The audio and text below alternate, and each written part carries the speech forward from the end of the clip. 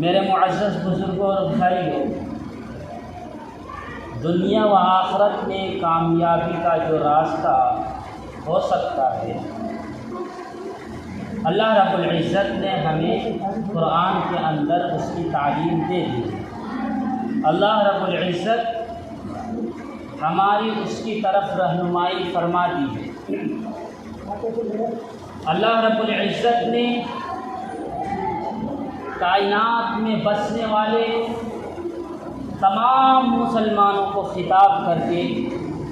دنیا اور آخرت کی کامیابی کا نسخہ یہ کہہ کر بتلایا ہے کہ یا ایھا الذین آمنوا ادخلوا فی السلم کافۃ، کہ اے ایمان والو اسلام میں پورے داخل ہو جاؤ۔ ولا تتبعوا خطوات الشیطان،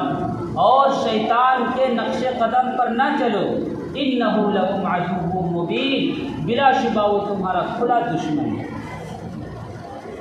اس آیت کے اندر اللہ رب العزت نے فرمایا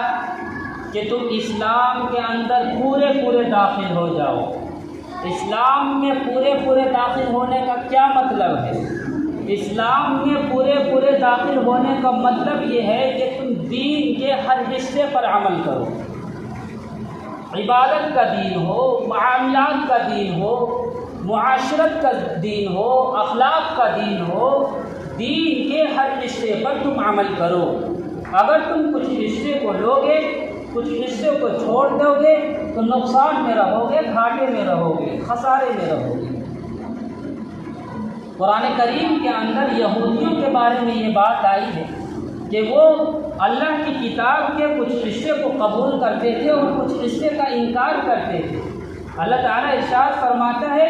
افتؤمنون ببعض الکتاب وتکفرون ببعض، کہ کیا تم اللہ کی کتاب کے کچھ حصے کو لیتے ہو اور کچھ حصے کو چھوڑ دیتے ہو؟ میرے بزرگوں، ان کا حال ہی یہی تھا کہ جو چیزیں ان کو آسان لگتی اس کو لے لیتے اور جس پر عمل تھوڑا مشکل معلوم ہوتا اس کو چھوڑ دیتے۔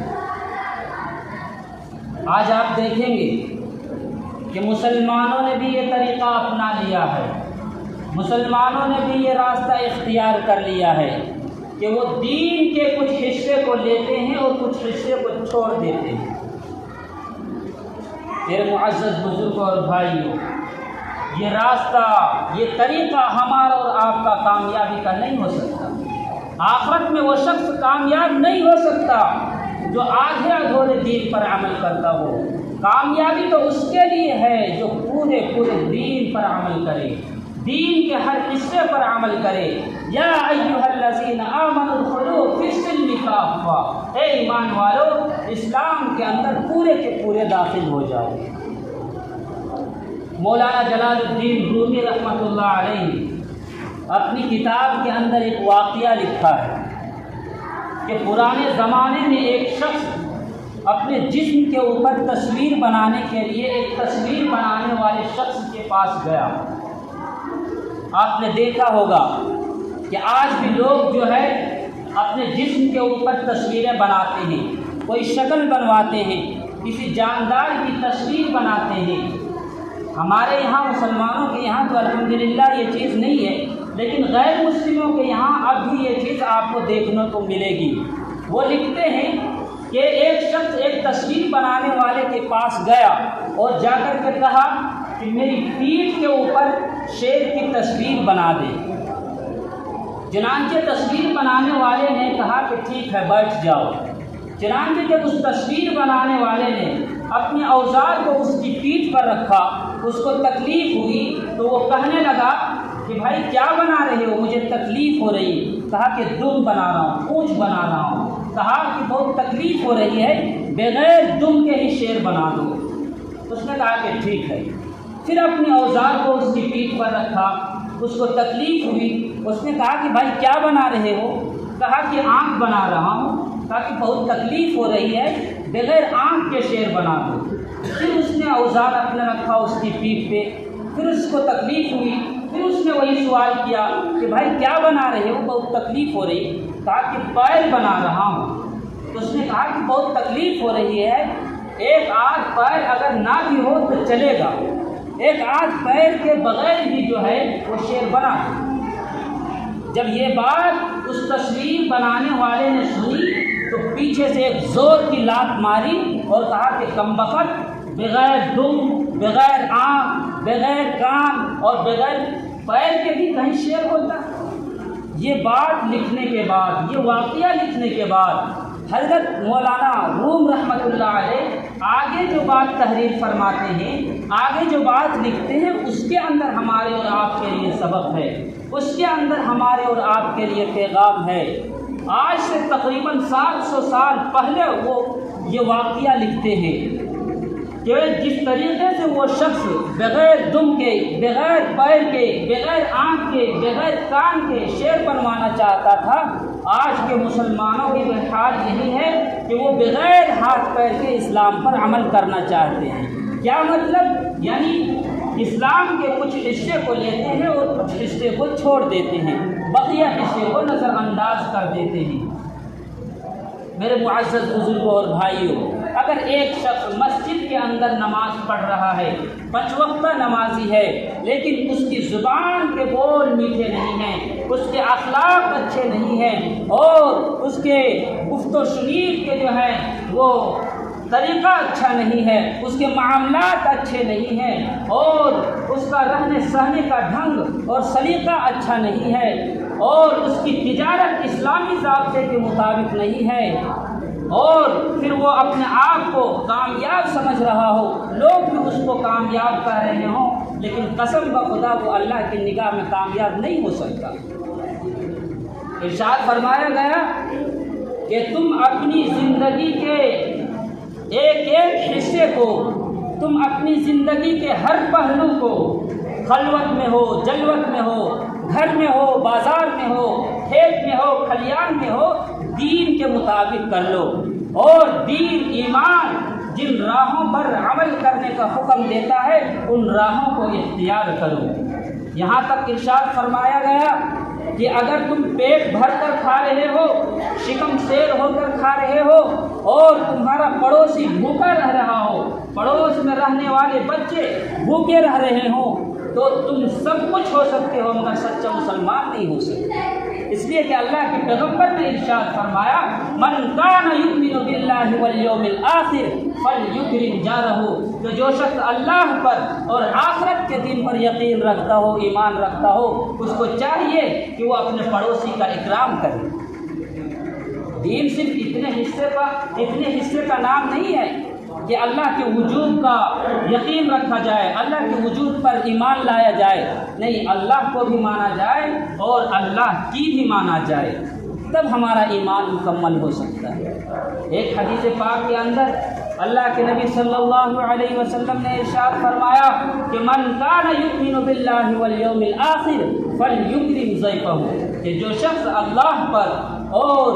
آخرت کے دن پر ایمان رکھتا ہو، یقین رکھتا ہو، اس کو چاہیے کہ وہ اپنے مہمان کا اکرام کرے، اپنے والدین کے ساتھ اچھا سلوک کرے۔ اگر کوئی شخص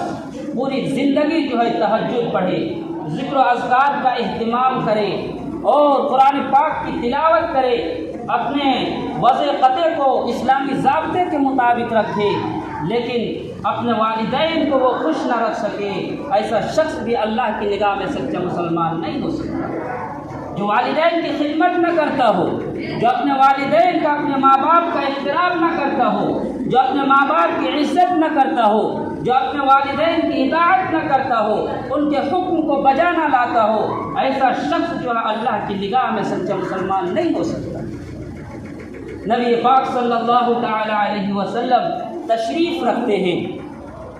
ایک صحابی حاضر خدمت ہوتے ہیں اور اللہ کے نبی صلی اللہ تعالی علیہ وسلم سے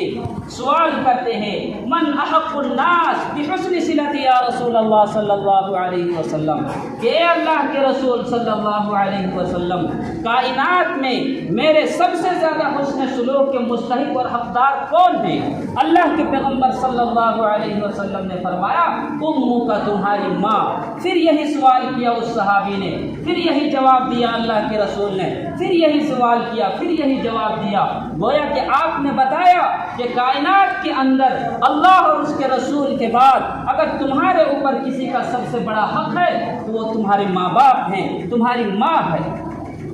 میرے معزز بزرگوں اور بھائیوں، حضرت جعفر رضی اللہ تعالی عنہ جو حضور کے خاندان کے ہیں، خاندان نبوت کے شہزادے ہیں، ان کے بارے میں یہ بات ہے کہ وہ اپنی والدہ کی بے پناہ خدمت کرتے تھے، ان کی عزت کرتے تھے، ان کا احترام کرتے تھے اور ان کے حکم کو بجا لاتے تھے، لیکن کبھی اپنی والدہ کے ساتھ بیٹھ کر ایک دسترخوان پر کھانا نہیں کھاتے، کھانا علیحدہ کھاتے،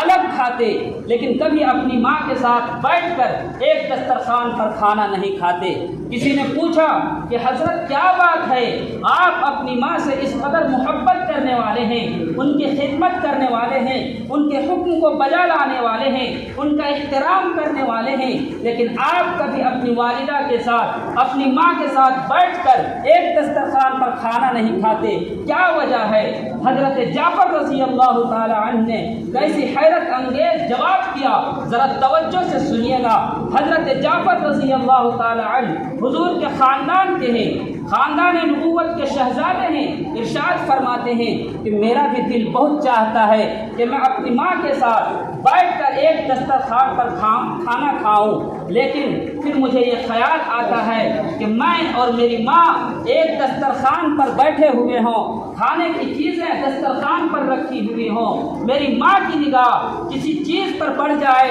اور وہ اس کو اٹھا کر کھانا چاہتی ہوں، لیکن مجھے اس کی خبر نہ ہو اور میں وہ چیز اٹھا کر اپنی ماں سے پہلے کھا جاؤں۔ مجھے ڈر لگتا ہے کہ قیامت کے دن اللہ کی بارگاہ میں کہیں میں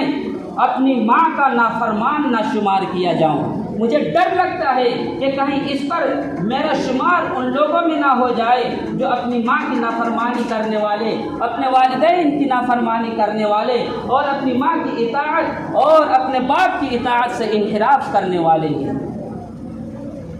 میرے معزز بزرگوں اور بھائی، قرآن کہہ رہا ہے وَقَضَىٰ رَبُّكَ أَلَّا تَعْبُدُوا إِلَّا إِيَّاهُ وَبِالْوَالِدَيْنِ إِحْسَانًا، کہ تمہارے پاک پروردگار کا یہ فیصلہ ہے کہ تم اللہ کے سوا کسی کی عبادت نہ کرو، عبادت کی جائے گی صرف اللہ کی، حکم مانا جائے گا صرف اللہ کا، سجدے کیے جائیں گے صرف اللہ کے، اطاعت کی جائے گی اور کامل اطاعت پاک پروردگار کی اور اس کے پاک پیغمبر کی۔ وَقَضَىٰ رَبُّكَ أَلَّا تَعْبُدُوا إِلَّا إِيَّاهُ، اور اس کے در کو چھوڑ کر مسلمانوں تم کسی اور کے در پہ نہ جاؤ، اس کو چھوڑ کر کسی اور کو مالک و مختار کل، حاجت روا، بگڑی بنانے والا، اولاد دینے والا اور پریشانیوں کو دور کرنے والا، دکھ درد کو سننے والا کسی اور کو تسلیم نہ کرو، اس لیے کہ اولاد دینے والی ذات صرف اللہ کی ہے، بگڑی بنانے والی ذات صرف اللہ کی ہے، حاجت روا مشکل کشا صرف اللہ رب العزت کی ذات ہے، عزت و ذلت کا مالک صرف اللہ ہے، اقتدار لینے والا اور اقتدار دینے والا جو ہے وہ صرف تنہا اللہ ہے۔ جب تم اس کی اطاعت کو تسلیم کر لو اور اس کی عبادت کی راہوں پر چلنے لگو تو اگلی بات سنو وَبِالْوَالِدَيْنِ إِحْسَانًا إِمَّا يَبْلُغَنَّ عِندَكَ الْكِبَرَ أَحَدُهُمَا أَوْ كِلَاهُمَا فَلَا تَقُل لَّهُمَا أُفٍّ وَلَا تَنْهَرْهُمَا وَقُل لَّهُمَا قَوْلًا كَرِيمًا۔ پڑھو قرآن پاک، کیسا زبردست ہے اللہ کا اتارا ہوا کلام، انسانی دلوں کو جھنجھوڑنے کی طاقت اور انسانی دلوں کے دروازوں پہ دستک دینے کی قوت اگر کسی کلام میں ہے تو وہ قرآن پاک ہے۔ وہ قرآن کہہ رہا ہے کہ صرف ایک اللہ کی عبادت کرو اور اپنے ماں باپ کے آگے جھک جاؤ، ان کی عزت کرو، ان کا احترام کرو اور ان کی خدمت کرو، ان کے حکم بجا لاؤ، اور اگر ان میں سے کوئی یا دونوں بڑھاپے کی عمر کو پہنچ جائیں تو نہ کبھی ان کو جھڑکو اور نہ کبھی ڈانٹو، یہاں تک کہ تم ان کو اف بھی نہ کہو۔ یہ لفظ اف قرآن نے استعمال کیا ہے۔ حدیث شریف کے اندر ہے کہ کسی انسان کو سب سے کم درجے میں، سب سے ہلکے درجے میں تکلیف پہنچانے والا اگر کوئی لفظ ہے تو وہ لفظ اف ہے۔ اس سے کم درجے کا اور اس سے ہلکے درجے کا تکلیف پہنچانے کے اعتبار سے کوئی لفظ نہیں ہے۔ اگر اس سے کم درجے کا اور اس سے ہلکے درجے کا تکلیف پہنچانے کے اعتبار سے کوئی لفظ ہوتا تو اللہ قرآن کے اندر اس لفظ کو اتارتا اور وہ لفظ اتار کر اپنے بندوں کو حکم فرماتا کہ تم اپنے ماں باپ کو یہ لفظ بھی نہ کہو۔ لیکن سب سے کم درجے میں تکلیف پہنچانے والا جو لفظ ہے وہ لفظ اف ہے۔ اس لفظ کو اتار کر اللہ ارشاد فرما رہا ہے، بندوں کو حکم دے رہا ہے، لا تقل لهما اف ولا تنهرهما، کہ تم اپنے ماں باپ کو جو ہے اف بھی نہ کہو بلکہ ان کے آگے ہمیشہ جھکے رہو، اپنے عاجزی کے بازو کو جھکائے رکھو۔ ابن عمر رضی اللہ تعالی عنہما نے دیکھا کہ ایک شخص اپنی بوڑھی ماں کو، اندھی نابینا ماں کو ٹوکری میں اٹھا کر خانہ کعبہ کا طواف کرا رہا ہے، بڑی خدمت کر رہا ہے، بڑی عزت کر رہا ہے،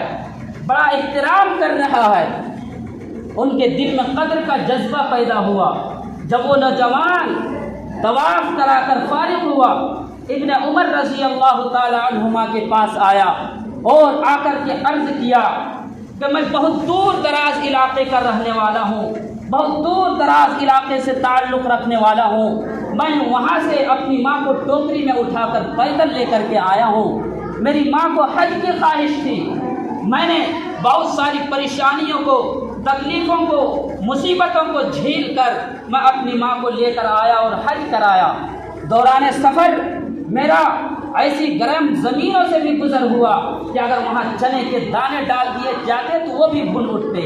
ایسے گرم علاقے سے گزر کر میں آیا اور اپنی ماں کو حج کرایا۔ اب حج مکمل ہو چکا ہے، روانگی کا موقع ہے، واپسی ہونے والی ہے، آپ مجھے بتائیں کیا میں نے یہ خدمت کر کے اپنی ماں کا حق ادا کر دیا؟ میرے معزز بزرگوں اور بھائیوں، ابن عمر رضی اللہ تعالی عنہما نے جو جواب دیا، بڑا توجہ سے سنیے گا، غور سے سنیے گا، اپنے دل کے اندر اتارنے کی کوشش کیجیے گا۔ حضرت ابن عمر رضی اللہ تعالی عنہما نے ارشاد فرمایا کہ بیٹے بات سن، تم نے اپنی ماں کی خدمت کی اور ان کا احترام کیا، ان کی عزت کی، ان کی اطاعت کی، یہ سب کر کے تم نے اپنے آپ کو بڑا خوش نصیب بنایا۔ لیکن جہاں تک تیرا یہ سوال ہے کہ کیا میں نے اپنی ماں کی خدمت کر کے اپنی ماں کا حق ادا کر دیا، تو سن اور کان کھول کر کے سن کہ جس وقت تیری ماں تجھے وقت کاٹ کر جنم دے رہی تھی اور تکلیف کی وجہ سے تمہاری ماں کی زبان سے آہ اور کراہ کی آوازیں نکل رہی تھی، ان میں سے کسی ایک آہ کا بھی تو نے ابھی حق ادا نہیں کیا، ان میں سے کسی ایک آہ کا بھی تو نے حق ادا نہیں کیا۔ قرآن کا یہ فرمان ہے کہ ماں باپ کا مقام، ماں باپ کا مرتبہ اور ماں باپ کی عظمت بہت بلند ہے۔ اسلام یہ پیغام دیتا ہے، اسلام یہ سبق دیتا ہے کہ تم ایسی زندگی گزارو، ایسی زندگی گزارو کہ تم سے تمہارے ماں باپ خوش ہوں، تم سے تمہاری اولادیں خوش ہوں، تم سے تمہارا پڑوسی خوش ہو، تم سے تمہارے عزیز و اقارب خوش ہو اور تمہارے رشتہ دار خوش ہو، تم سے تمہارے ماں باپ کے حقوق ادا ہو رہے ہوں، تم سے تمہاری اولاد کے حقوق ادا ہو رہے ہوں۔ تم اپنی اولاد کو اللہ کے دین پر قائم رکھو، دین کے راستے پر چلانے کی کوشش کرو اور اچھی تربیت کے راستے اختیار کرو۔ یا ایھا الذین آمنوا قوا انفسکم واہلیکم نارا، اے ایمان والو بچاؤ اپنے آپ کو اور اپنے گھر پریوار کو جہنم کی آگ سے، یعنی خود بھی دین پر قائم رہو اور اپنی اولاد کو بھی دین کے راستے پر چلانے کی کوشش کرو۔ ایمان اور توحید کو لازم پکڑو، ایمان ہی تمہاری دنیا ہے، ایمان ہی تمہاری آخرت ہے۔ ایمان کے بغیر جو ہے اللہ کی رضا کو کوئی پا نہیں سکتا، ایمان کے بغیر کوئی اللہ کی خوشنودی کو پا نہیں سکتا، ایمان کے بغیر جنت کے راستے بند ہیں، ایمان کے بغیر کوئی اللہ کا تقرب جو ہے وہ حاصل نہیں کر سکتا۔ ایمان انسان کے لیے جنت کی راہ ہموار کرنے والی چیز ہے۔ انہ من یشرک باللہ فقد حرم اللہ علیہ الجنہ ومأواہ النار، کہ جو اللہ کے ساتھ شرک کرے گا، ایمان سے ہٹے گا، جو اللہ کی توحید کو تسلیم نہیں کرے گا، تو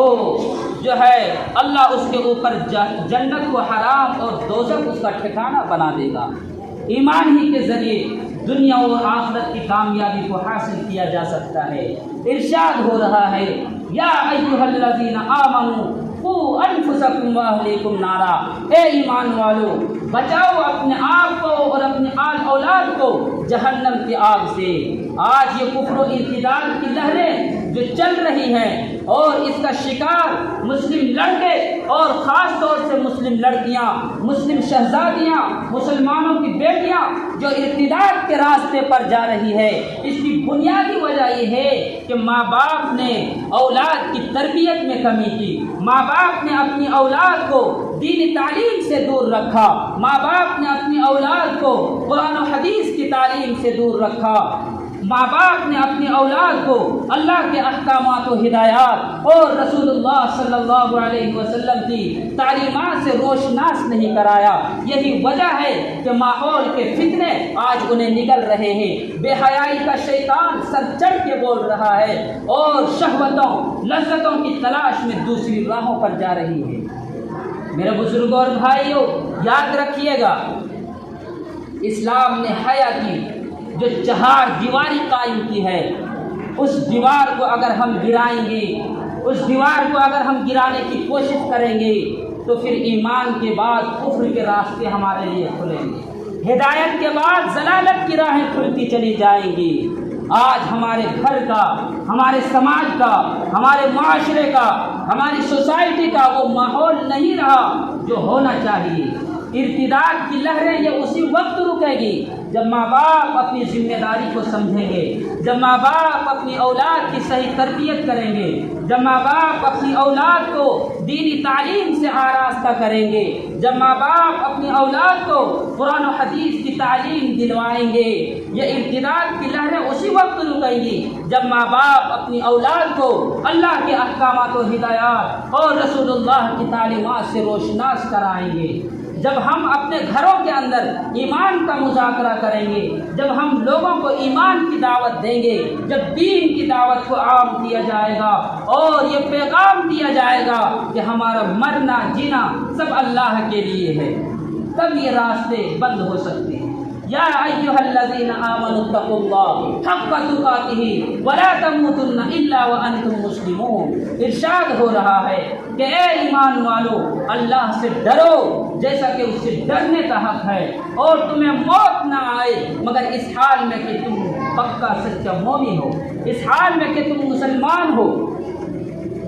میرے بزرگوں اور بھائیوں، ہم سے صرف یہ مطالبہ نہیں ہے کہ ہم جو ہے دین پر زندہ رہیں، بلکہ ہم سے یہ بھی مطالبہ ہے کہ ہم اللہ کے دین پر مریں، ہمارا خاتمہ ہو اللہ کے دین پر ہو، ہم دنیا سے رخصت ہو رہے ہوں اللہ کے دین پر قائم ہوں۔ دنیا کے تمام تہذیبوں، تمام مذہبوں، دنیا میں رہنے والے بسنے والے تمام انسانوں کے سامنے یہ اعلان اسلام کرتا ہے کہ دنیا و آخرت کی گارنٹیڈ کامیابی کا راستہ اگر کوئی ہو سکتا ہے تو وہ صرف ایک اللہ کو ماننے میں ہے، اس کے نام پر مرنے اور اس کے نام پر جینے میں ہے۔ یہی اعلان ہے قیامت تک آنے والے انسانوں کے لیے۔ آج ہماری معاشرتی زندگی کمزور ہوئی، اس کا نتیجہ ہے کہ مسلمانوں کی بیٹیاں دوسری راہوں پر جا رہی ہیں اور بے حیائی، لادینیت، الحاد و تحریت اور قوانین اسلام کے بارے میں شک و شبہ، یہ سب اس لیے پیدا ہو رہا ہے کہ آج ہمارے گھر کی بنیادیں منہدم ہو گئی، حسن معاشرت ختم ہو گیا، ماں باپ نے جو ہے اپنی ذمہ داری کو محسوس نہیں کیا، ایک باپ ہونے کی حیثیت سے جو ذمہ داری تھی اولاد کے تئیں اس کو ادا نہیں کیا، اپنی اولاد کو دینی تعلیم سے آراستہ اور پیراستہ نہیں کیا۔ میرے معزز بزرگ اور بھائیوں، یاد رکھیے گا، ایک والدین کا، ماں باپ کا یہ ذمہ داری ہے کہ وہ اپنی اولاد کی صحیح تربیت کرے، اسے دینی تعلیم دے، گھر کے اندر اگر کوئی چیز آ رہا ہے اور آپ نے وہ چیز اپنی اولاد کو، اپنی بچی کو نہیں دلایا، موبائل آ رہا ہے آپ نے نہیں دلایا، تو آپ اس سے پوچھیں کہ یہ موبائل کہاں سے آیا۔ پہننے اوڑھنے کے کپڑے آ رہے ہیں، آپ اس سے پوچھیں کہ یہ چیزیں کہاں سے آ رہی ہیں۔ کھانے پینے کی چیز اگر آ رہی ہو تو آپ اس سے پوچھیں، تفتیش کریں کہ یہ چیزیں تمہارے پاس کہاں سے آ رہی ہیں۔ یہ تعلیم، تربیت کا یہ انداز ہمیں قرآن سے ملتا ہے۔ حضرت مریم علیہ السلام کے پاس بے موسم پھل آیا کرتے تھے۔ بڑا لمبا واقعہ، مختصراً عرض ہے کہ حضرت مریم جب حضرت زکریا کی پرورش میں آئی تو ان کے پاس ان کو رہنے کے لیے مسجد سے متصل جو کمرہ تھا وہ دیا گیا، اور حضرت زکریا جب کہیں جاتے تو تالا بند کر کے جاتے، لیکن اللہ کی طرف سے ان کے پاس بے موسم پھل، ابھی سیب کا موسم نہیں سیب آ رہا ہے، انگور کا موسم نہیں انگور آ رہا ہے۔ حضرت زکریا علیہ السلام آتے ہیں اور جب دیکھتے ہیں تو پوچھتے ہیں کہ یہ چیزیں تمہارے پاس کہاں سے آ رہی ہے۔ قال یا مریم انا لک ھذا، کہ مریم یہ چیزیں تمہارے پاس کہاں سے آ رہی ہے۔ حضرت مریم نیک خاتون تھی، ہماری بچیوں کی طرح نہیں، وہ کہتے ہیں کہ یہ اللہ کی طرف سے ہے، اور اللہ جسے دیتا ہے وہ اسے بے حساب دیتا ہے۔ تو ہم اپنے بچوں پر، اپنی بچیوں پر نگاہ رکھیں۔ اسی فتنہ ارتداد سے متعلق 12 جون بروز سوموار سرزمین تیلوڑی کے اکھاڑا میدان میں ایک زبردست پروگرام ہونے جا رہا ہے۔ وہاں پہنچنے کی زیادہ سے زیادہ تعداد میں کوشش کریں۔ اللہ تعالیٰ سے دعا ہے کہ اللہ تعالیٰ کہنے سننے سے زیادہ عمل کی توفیق عطا فرمائے۔ وآخر دعوانا ان الحمد للہ رب العالمین۔